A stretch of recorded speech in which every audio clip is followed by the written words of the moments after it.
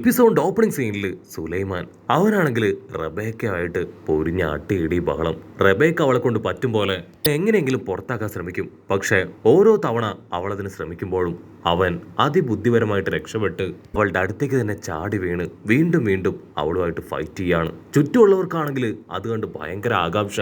Rebecca Rinku ഫാമിലിയിലുള്ള ആളായതുകൊണ്ട് തന്നെ ജനങ്ങൾക്ക് എല്ലാവർക്കും അവളോട് തീർത്താ തീരാത്ത വെറുപ്പാണ്. ജനങ്ങൾ വീണ്ടും സുലൈമാനോട് വിളിച്ചു പറയും, സുലൈമാൻ അവളെ വെട്ടിയെറിയ്, അവളുടെ രക്തം അത് ഈ ബാറ്റിൽ ഫീൽഡിൽ വീഴണം, അത് ഞങ്ങൾക്ക് കാണണം. സുലൈമാനാണെങ്കിൽ ഇപ്പൊ അവളെ അത് കാണിച്ചു കൊടുക്കും. നീ ഇത് കാണുന്നില്ലേ? ആ ജനങ്ങളെല്ലാവരും നിന്നെ കളിയാക്കിയും കുറ്റപ്പെടുത്തിയുമാണ് സന്തോഷം കണ്ടെത്തുന്നത്. അവർക്കെല്ലാവർക്കും നിന്നെ അത്രയ്ക്ക് വെറുപ്പാണ്. നിന്റെ രാജ്യമല്ലേ ഇത്, എന്നിട്ടും നിന്നെ ആർക്കും വേണ്ട. സത്യത്തില് നീ മരിച്ചു പോകേണ്ടവളാണ്. പക്ഷേ റബേക്കയാണെങ്കിൽ എത്രയൊക്കെ അവളെ പരിഹസിച്ചിട്ടും യാതൊരു കൂസലുമില്ലാതെ നിൽക്കും. എന്റെ ലക്ഷ്യം ഒരേ ഒരു കാര്യമാണ്, ആ ടേബിൾ ഫ്രൂട്ട്.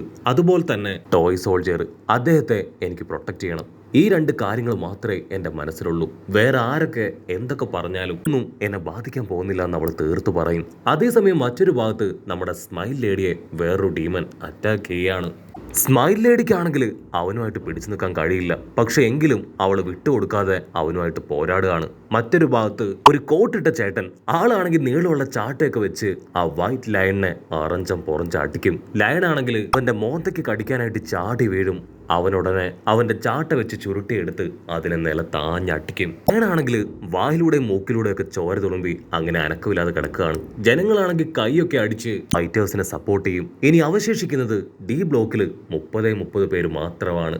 ആങ്കറിന് അറിയേണ്ടത് ഈ 30 പേരിൽ ആരായിരിക്കും റബേക്കയെ അടിച്ച് തോൽപ്പിക്കുക എന്നതാണ്. എല്ലാവരും എമ വെട്ടാതെ അതിനുവേണ്ടിയാണ് കാത്തിരിക്കുന്നത്. ഇവിടെ റബേക്കയ്ക്കാണെങ്കിൽ എന്താ ചെയ്യേണ്ടതെന്ന് അറിയില്ല. അവളുടെ മനസ്സിൽ ഇപ്പൊ ടോയ് സോൾജിയർ ആണ്. അദ്ദേഹത്തിന് എന്തെങ്കിലും സംഭവിച്ചിട്ടുണ്ടാവോ? ടോ ഫ്ലെമിംഗോയോ ആളുടെ ആൾക്കാരോ അവനെ എന്തെങ്കിലും ചെയ്തിട്ടുണ്ടാവോ? അവനിപ്പോ മരിച്ചിട്ടുണ്ടാവോ എന്നൊക്കെ ഒരുപാട് ചിന്തകൾ ഇപ്പോൾ അലട്ടിക്കൊണ്ടിരിക്കുകയാണ്. ഉടനെ ആ സുലൈമാൻ അവനവന്റെ വാള് വീശി റബേക്കയുടെ തൊട്ടടുത്തേക്ക് വരും. ഈ ആ ജനങ്ങളുടെ ആരവം കേൾക്കുന്നില്ലേ? അവർക്ക് എല്ലാവർക്കും വേണ്ടത് നിന്റെ രക്തമാണ്. അത് കൊടുക്കാൻ നിക്ഷിപ്തനായിരിക്കുന്നത് ഞാനാണ്. റബേക്ക എന്തെങ്കിലും ചെയ്യുന്നതിന് മുൻപ് ആ സുലൈമാൻ അവൻ ചാടി വീണ് റബേക്കയുടെ സ്ക്വാഡ് അത് തട്ടിത്തെറിപ്പിക്കും. അവളുടെ സ്ക്വാഡ് ആണെങ്കിൽ അവളുടെ കൈവിട്ട് തെറിച്ചു പോവാണ്. റബേക്കയ്ക്ക് എന്താ ചെയ്യേണ്ടതെന്ന് അറിയില്ല. സ്ക്വാഡ് ഉണ്ടെങ്കിൽ പോലും അവൾക്ക് അവൻ വലിയൊരു തലവേദനയാണ്. ഇനിയിപ്പോ എന്ത് ചെയ്യുന്ന അവൾ ആലോചിക്കുന്ന സമയം അവൻ വാളെടുത്ത് ആഞ്ഞു വീശും. അവരെ തുളുമ്പി ഇപ്പൊ അവിടെ വലിയൊരു നിലവിളി കേൾക്കുകയാണ്. ആൾക്കാരെല്ലാവരും ശ്വാസമൊക്കെ മുറുക്കി പിടിച്ച് അത് നോക്കി നിൽക്കും. അപ്പോഴായിരിക്കും ഒരു വമ്പൻ ട്വിസ്റ്റ്. അവൻ വെട്ടിയത് റബേക്കയല്ല, മറിച്ച് നമ്മുടെ സ്മൈലിംഗ് ലേഡിയാണ്. അവൻ പല്ല് കടിച്ച് കലിപ്പില് അവളോട് ദേഷ്യപ്പെട്ട് പറയും, മര്യാദയ്ക്ക് മാറി നിൽക്കുന്നതാണ് നിനക്ക് നല്ലത്. എനിക്ക് ആവശ്യം ആ റബേക്കയാണ്. പക്ഷെ അവളാണെങ്കിൽ മാറാതെ അവിടെ ഉറച്ചു നിൽക്കുകയാണ്. അതിനവൻ അവന്റെ സ്ക്വാഡ് നീട്ടി അച്ചറം പൊച്ചറ അവളെ വെട്ടി ചവിട്ടി താഴെയിടും. റബേക്കയ്ക്കാണെങ്കിൽ അത് കണ്ട് ഷോക്കാവും. അവൾ ഒരു സെക്കൻഡ് സ്മൈലിംഗ് ലേഡിയെ നോക്കി പൊട്ടിക്കരയാണ്. കട്ട് ചെയ്താ ഇവിടെ നമ്മുടെ ലൂഫിയും ടീമും അവരാണെങ്കിൽ ഇവരുടെയും കണ്ണിൽ പെടാതെ ട്രഫാൽഗറിലോയെ അന്വേഷിച്ച് ഇങ്ങനെ ആ സിറ്റി മുഴുവൻ കയറി ഇറങ്ങി നടക്കുകയാണ്. അപ്പോഴായിരിക്കും അവരൊരു കാര്യം ശ്രദ്ധിക്കുക.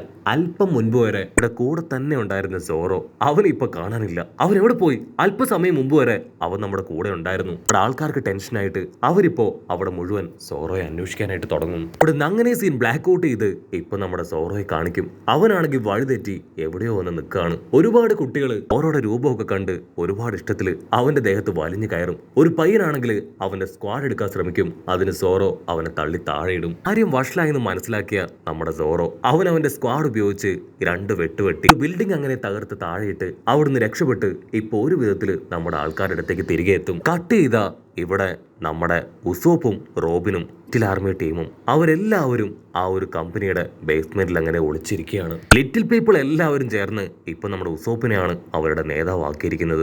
ഉസോപ്പിന് അവിടെ നിൽക്കണോ അതോ ഓടണോ എന്നറിയാതെ അങ്ങനെ കൺഫ്യൂഷനായി പണ്ടടിച്ച് നിൽക്കും. അവിടെ നിന്ന് അങ്ങനെ ബ്ലാക്ക് ഔട്ട് ചെയ്ത് ഇപ്പൊ ലിയോ ആണെങ്കിൽ വലിയൊരു മാപ്പൊക്കെ അവിടെ വിരിച്ചു കാണിക്കും. മാപ്പില് സെന്ററിൽ കാണുന്ന ആ ഒരു ബിൽഡിംഗ്, അവിടെയാണ് അവർ അന്വേഷിക്കുന്ന ആ ഒരു ടോയ് ഡെവിൾ ഫ്രൂട്ടിന്റെ പവറുള്ള പെൺകുട്ടി ഉള്ളത്. അവിടേക്ക് പോയി വേണം അവളെ കൊല്ലാനായിട്ട്. അങ്ങനെ നമ്മുടെ ആൾക്കാരെല്ലാവരും കാര്യമായിട്ട് പ്ലാൻ ചെയ്യുമ്പോഴായിരിക്കും ആ സെക്യൂരിറ്റി വില്ലന്മാര് അവര് കറക്റ്റ് ആയിട്ട് ഇപ്പൊ ഉസോപ്പിനെയും റോബിനെയും കാണും. അവർക്ക് നേരെ ഗൺ പോയിന്റ് ചെയ്യും. ഓക്കെ, ആരാ നിങ്ങൾ? എന്തിനാ ഇവിടേക്ക് വന്നേ? നിങ്ങൾ എങ്ങനെ ഇവിടേക്ക് എത്തി എന്നൊക്കെ ചോദിച്ച് അവര് ഗൺ പോയിന്റ് ചെയ്ത് ക്വസ്റ്റ്യൻ ചെയ്യാൻ തുടങ്ങും. ഉസോപ്പ് ആണെങ്കിൽ ഗണ്ണും അവരെയൊക്കെ കണ്ട് പേടിച്ച് നിലവിളിക്കാൻ തുടങ്ങുകയാണ്. പക്ഷെ അടുത്ത നിമിഷം നമ്മുടെ ലിറ്റിൽ പീപ്പിൾസ് അറഞ്ചം പുറഞ്ഞും ചാടി വീണ് ഇപ്പൊ 2 സെക്യൂരിറ്റീസിനെയും അറ്റാക്ക് ചെയ്യാണ്. സെക്കൻഡുകൾ കൊണ്ട് ലിയോയും അവന്റെ ഫ്രണ്ടും അവരുടെ ട്രൗസർ ഒഴിച്ച് ബാക്കി എല്ലാം തന്നെ അടിച്ചു മാറ്റും. പിന്നൊന്നും നോക്കില്ല, അവറ്റകളുടെ രണ്ടുപേരുടെയും തലയ്ക്ക് ഒരൊറ്റ അടി. ആ ഒരു അടിയിൽ കഴുത്തിന്റെ അത്രയും ഭാഗം ഇപ്പൊ മണ്ണിലേക്ക് അങ്ങനെ താഴ്ന്നു പോവാണ്. റോബിനും നമ്മുടെ ഉസോപ്പും അത് കണ്ട് ഫ്രീസ് ആവും. ഓ മൈ ഗോഡ്, ഈ ലിറ്റിൽ പീപ്പിൾസിന് ഇവർക്ക് ഇത്രയും പവർ ഉണ്ടോ എന്ന് ചോദിച്ച് അവർ പരസ്പരം നോക്കുകയാണ്. ലിയോ ആണെങ്കിൽ അവരടിച്ചു മാറ്റിയ സോൾജിയേഴ്സിന്റെ ഡ്രസ്സ് അത് നമ്മുടെ ആൾക്കാർ കൊടുക്കുകയാണ്. ബോസ്, നിങ്ങളുടെ ഐഡിയ അത് റോക്കറ്റ് തന്നെ. നിങ്ങൾ അവരെ കണ്ട് പേടിക്കുന്നത് പോലെ അഭിനയിച്ചതുകൊണ്ടാണ് ഞങ്ങൾക്ക് ഈസി ആയിട്ട് അവരെ തകർത്ത് താഴെയിടാൻ കഴിഞ്ഞത്. അതിന് ഉസോപ്പാണെങ്കിൽ സിമ്പിളായിട്ട് ഭയങ്കര ആറ്റിറ്റ്യൂഡൊക്കെ ഇട്ട് അങ്ങനെ നിൽക്കുകയാണ്. ഉസോപ്പ് ആ ഡ്രസ്സൊക്കെ ഇട്ട് ഇപ്പൊ വിളിച്ചു പറയും, കമോൺ എല്ലാവരും, ഞാൻ പറയുന്ന അനുസരിച്ച് ആ വില്ലന്മാരോട് ഏറ്റുമുട്ട്.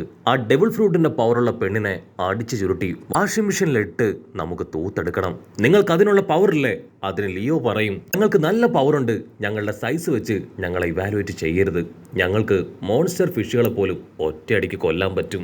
അവരടുത്തായിട്ട് ആ എക്സിക്യൂട്ടീവ് ടവർ അത് ലക്ഷ്യമാക്കി മുൻപോട്ടേക്ക് പോകും. അതേസമയം നമ്മുടെ ഫ്രാങ്കി ആ ടോയ് ഹൗസിന് പുറത്ത് ഫൈറ്റ് ചെയ്യുന്ന അറിഞ്ഞ് അകത്തുണ്ടായിരുന്ന സോൾജിയേഴ്സ് എല്ലാവരും ഇപ്പോൾ ഉഷാറായിട്ട് പുറത്തേക്ക് ഓടുകയാണ്. അവിടുന്ന് അങ്ങനെ കട്ട് ചെയ്ത അതിൽ ചില വില്ലന്മാരെ കാണിക്കും. അവരുടെ തൊട്ടടുത്തായിട്ട് ഒരു ബോക്സ് ഉണ്ട്.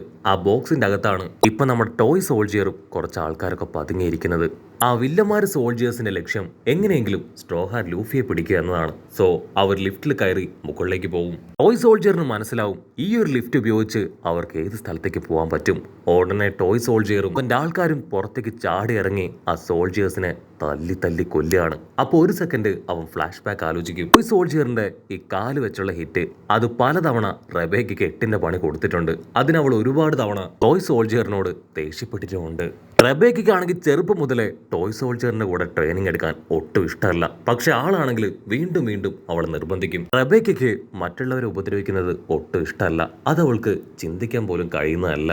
എങ്കിലും സെൽഫ് ഡിഫൻസിന് വേണ്ടിയും അതുപോലെ തന്നെ അവൾക്ക് ഏറ്റവും ഇഷ്ടമുള്ള ടോയ് മാസ്റ്റർ ടോയ് സോൾജിയർ അവളെ നിർബന്ധിച്ചതുകൊണ്ട് മാത്രമാണ് അവൾ അത്രയും കഷ്ടപ്പെട്ട് അടിയിടിയൊക്കെ കിട്ടി ആ ഒരു ട്രെയിനിങ് കംപ്ലീറ്റ് ചെയ്തത്. കട്ട് ചെയ്ത നമ്മുടെ ടോയ് സോൾജിയർ ആളാണെങ്കിൽ ഈ കാര്യങ്ങളെല്ലാം ഓർത്ത് ആ വില്ലന്മാരുമായിട്ട് ഫൈറ്റ് ചെയ്യുകയാണ്. ടോയ് സോൾജിയറിന് നന്നായിട്ട് അറിയാം അവനെ ക്രിയേറ്റ് ചെയ്തിരിക്കുന്നത് ഫൈറ്റ് ചെയ്യാനല്ല, വെറും ഒരു ഷോക്കേസ് പീസ് മാത്രമാണ് അവൻ. സോറി റെബേക്ക, ഒരുപക്ഷെ എനിക്കിനി തിരികെ നിന്റെ അടുത്തേക്ക് വരാൻ പറ്റിയില്ല എന്ന് വരും. നീ തീർച്ചയായിട്ടും ജയിക്കണം. എന്റെ പ്രാർത്ഥനയും സ്നേഹവും എല്ലാം എപ്പോഴും നിന്നോടൊപ്പം ഉണ്ടാവും. എനിക്കറിയാവുന്ന എല്ലാ കാര്യങ്ങളും നിനക്ക് ഞാൻ പഠിപ്പിച്ചു തന്നു കഴിഞ്ഞു. ഇനി നീ നിന്റെ കാര്യങ്ങൾ നോക്കണമെന്ന് പറഞ്ഞ് അവൻ വീണ്ടും സോൾജിയേഴ്സിനെ നിർത്താതെ അറ്റാക്ക് ചെയ്യാണ്. അതിനാ സോൾജിയേഴ്സ് ചോദിക്കും, നിനക്ക് എന്താ പറ്റിയേ? നിന്നോടാരാ ഞങ്ങൾ അറ്റാക്ക് ചെയ്യാൻ പറഞ്ഞ്? ഉടനെ ടോയ് സോൾജിയർ അവൻ അവർക്ക് നേരെ തിരിഞ്ഞ്, എനിക്ക് ഈ രാജ്യം തിരികെ പിടിക്കണം. റിങ്കു ഫാമിലി അവരാണ് ഈ രാജ്യത്തിന്റെ യഥാർത്ഥ ഉടമകള്. ഡോഫ്ലമിംഗോയുടെ ദുർഭരണം അത് ഞാൻ അവസാനിപ്പിക്കും. അങ്ങനെ സീൻ കട്ട് ചെയ്ത് ഇപ്പൊ മാങ്ഷൻ കാണിക്കുകയാണ്. അവിടെയുള്ള ജനങ്ങളെല്ലാവരും ഒരു സെക്കൻഡ് ഫ്രീസായി മത്സരക്കളത്തിലേക്ക് തന്നെ നോക്കി നിൽക്കും. അവിടെ മുഴുവൻ ഇപ്പോൾ ഓൾറെഡി ഫോഗ് സ്പ്രെഡ് ആയിരിക്കുകയാണ്. എന്താ നടക്കണതെന്ന് ആൾക്കാർ കാണാൻ കഴിയില്ല. ഇത്രയും നേരവും ഫൈറ്റ് ചെയ്തുകൊണ്ടിരുന്ന 30 പേരും തകർന്ന് താഴെ കിടക്കുകയാണ്. പകരം ഏതോ ഒരാൾ മാത്രം ഇടയിലൂടെ നടന്നു വരുന്നത് ചുറ്റുമുള്ള എല്ലാവരും കാണും. ജനങ്ങളെല്ലാവരും ആ ജയിച്ച ആളുടെ പേര് അത് വിളിച്ച് അങ്ങനെ ആർപ്പ് വിളിക്കുന്നതോട് കൂടെ ഈ ഒരു എപ്പിസോഡും അവസാനിക്കുന്നു. എപ്പിസോഡ് ഇഷ്ടപ്പെടുകയാണെങ്കിൽ തീർച്ചയായിട്ടും ലൈക്ക് ചെയ്യാനും കമന്റ് ചെയ്യാനും ഷെയർ ചെയ്യാനും മറക്കല്ലേ. അടുത്തൊരു അടിപൊളി എപ്പിസോഡുമായിട്ട് കാണുന്നവരെ it's me with Mallu episode.